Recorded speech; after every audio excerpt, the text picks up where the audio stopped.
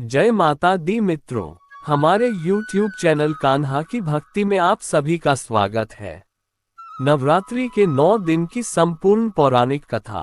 एक समय बृहस्पति जी ब्रह्मा जी से बोले, हे ब्राह्मण श्रेष्ठ, चैत्र व आश्विन मास के शुक्ल पक्ष में नवरात्र का व्रत और उत्सव क्यों किया जाता है? इस व्रत का क्या फल है? इसे किस प्रकार करना उचित है? पहले इस व्रत को किसने किया, सो विस्तार से कहिए। बृहस्पति जी का ऐसा प्रश्न सुन ब्रह्मा जी ने कहा, हे बृहस्पति, प्राणियों के हित की इच्छा से तुमने बहुत अच्छा प्रश्न किया है।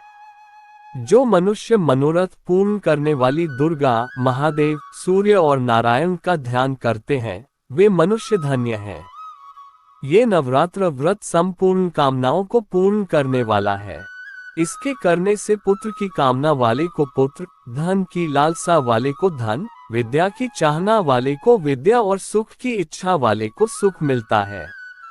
इस व्रत को करने से रोगी मनुष्य का रोग दूर हो जाता है, मनुष्य की संपूर्ण विपत्तियां दूर हो जाती हैं और घर में समृद्धि की वृद्धि होती है। बंध्या को पुत्र प्राप्त होता है, समस्त पापों से छुटकारा मिल जाता है और मन का मनोरथ सिद्ध हो जाता है। जो मनुष्य इस नवरात्र व्रत को नहीं करता, वह अनेक दुखों को भोगता है और कष्ट व रोग से पीड़ित हो अंगहीनता को प्राप्त होता है। उसके संतान नहीं होती और वह धन धान्य से रहित हो भूख और प्यास से व्याकुल घूमता फिरता है तथा संज्ञाहीन हो जाता है। जो सधवा स्त्री इस व्रत को नहीं करती, वह पति सुख से वंचित हो नाना दुखों को भोगती है। यदि व्रत करने वाला मनुष्य सारे दिन का उपवास न कर सके तो एक समय भोजन करे और 10 दिन बांधवों सहित नवरात्र व्रत की कथा का श्रवण करे। हे बृहस्पति, जिसने पहले इस महाव्रत को किया है वह कथा मैं तुम्हें सुनाता हूँ, तुम सावधान होकर सुनो। इस प्रकार ब्रह्मा जी का वचन सुनकर बृहस्पति जी बोले, हे ब्राह्मण, मनुष्यों का कल्याण करने वाले इस व्रत के इतिहास को मेरे लिए कहो, मैं सावधान होकर सुन रहा हूँ। आपकी शरण में आए हुए मुझ पर कृपा करो। ब्रह्मा जी बोले, प्राचीन काल में मनोहर नगर में पीठत नाम का एक अनाथ ब्राह्मण रहता था। वह भगवती दुर्गा का भक्त था। उसके संपूर्ण सद्गुणों से युक्त सुमति नाम की एक अत्यंत सुंदरी कन्या उत्पन्न हुई। वह कन्या सुमति अपने पिता के घर बाल्यकाल में अपनी सहेलियों के साथ क्रीड़ा करती हुई इस प्रकार बढ़ने लगी जैसे शुक्ल पक्ष में चंद्रमा की कला बढ़ती है। उसका पिता प्रतिदिन जब दुर्गा की पूजा करके होम किया करता, वह उस समय नियम से वहां उपस्थित रहती। एक दिन सुमति अपनी सखियों के साथ खेल में लग गई और भगवती के पूजन में उपस्थित नहीं हुई।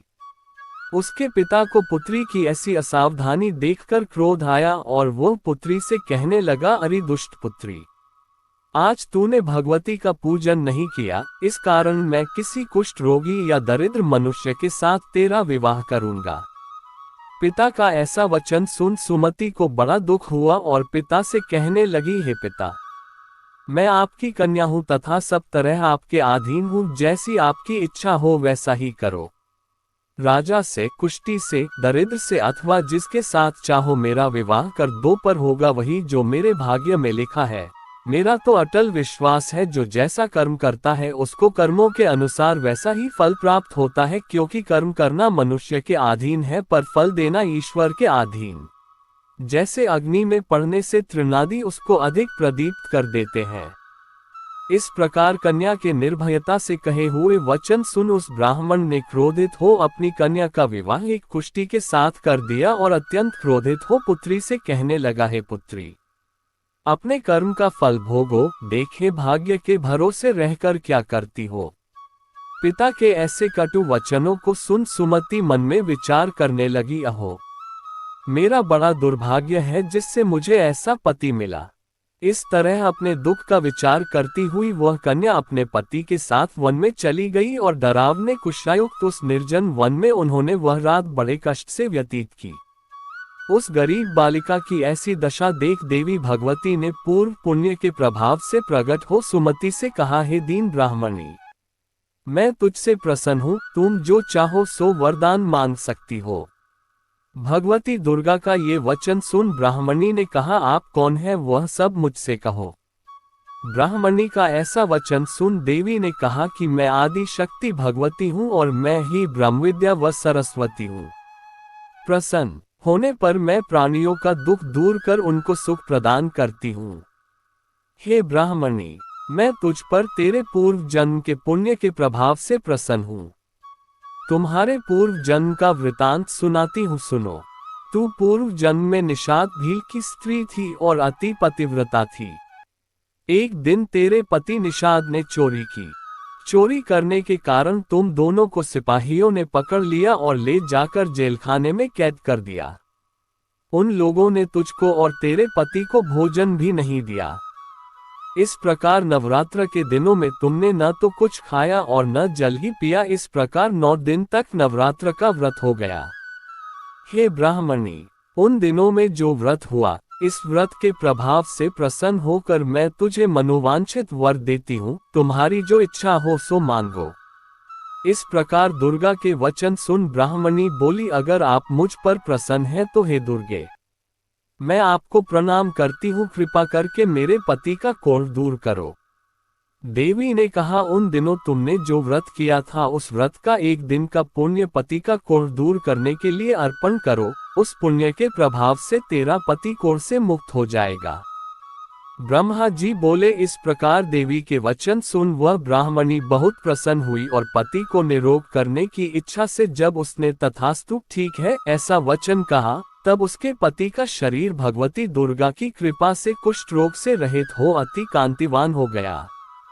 वह ब्राह्मणी पति की मनोहर देह को देख देवी की स्तुति करने लगी, हे दुर्गे, आप दुर्गति को दूर करने वाली, तीनों लोकों का संताप हरने वाली, समस्त दुखों को दूर करने वाली, रोगी मनुष्य को निरोग करने वाली, प्रसन्न हो मनोवांछित वर देने वाली और दुष्टों का नाश करने वाली जगत की माता हो।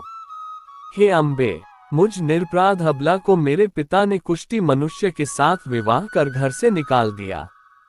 पिता से तिरस्कृत निर्जन वन में विचर रही हूँ। आपने मेरा इस विपदा से उद्धार किया है। हे देवी, आपको प्रणाम करती हूँ, मेरी रक्षा करो। ब्रह्मा जी बोले, हे बृहस्पति, उस ब्राह्मणी की ऐसी स्तुति सुन देवी बहुत प्रसन्न हुई और ब्राह्मणी से कहा, हे ब्राह्मणी, तेरे उदाले नामक अति बुद्धिमान, धनवान, कीर्तिवान और जितेंद्रिय पुत्र शीघ्र उत्पन्न होगा।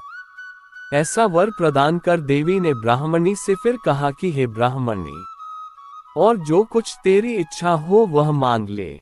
भगवती दुर्गा का ऐसा वचन सुन सुमति ने कहा कि हे भगवती दुर्गे, अगर आप मुझ पर प्रसन्न हैं तो कृपा कर मुझे नवरात्र व्रत की विधि और उसके फल का विस्तार से वर्णन करें। महात्म्य। इस प्रकार ब्राह्मणी के वचन सुन दुर्गा ने कहा, हे ब्राह्मणी, मैं तुम्हें संपूर्ण पापों को दूर करने वाले नवरात्र व्रत की विधि बतलाती हूँ, जिसको सुनने से मोक्ष की प्राप्ति होती है। आश्विन मास के शुक्ल पक्ष की प्रतिपदा से लेकर 9 दिन तक विधिपूर्वक व्रत करें। यदि दिन भर का व्रत न कर सके तो एक समय भोजन करें।